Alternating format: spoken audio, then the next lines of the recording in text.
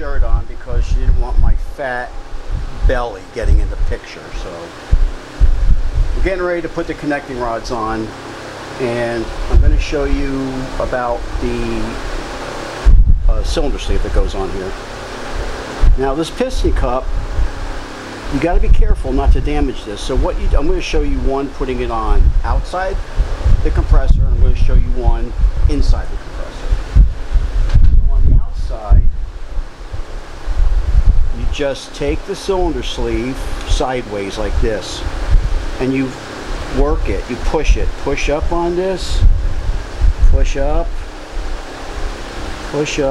carefully, and you want to carefully now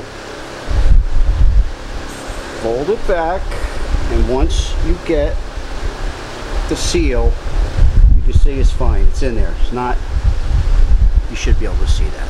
Okay, good, this is good.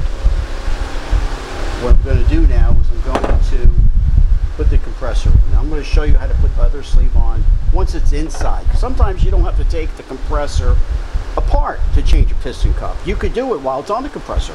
You can still heat it up, you know, just be careful to get, you know, the tank. You don't have to take, you can just still heat it up and do it. So the first thing we're going to do is we're going to get some anti-seize, and we're going to put some on the shaft.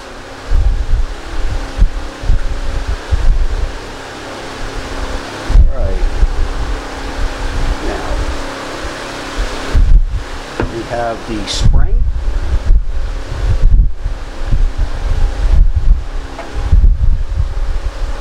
the key. Okay.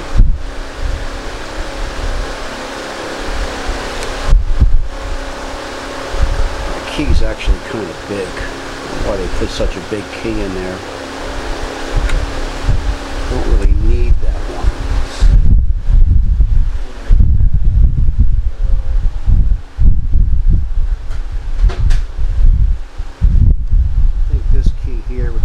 Better. I think that just don't really need that big key in there. We're going to put this one in there. Okay. Alright, so now we put the piston in. Now this one here is going to go in after this one. First, goes in like this.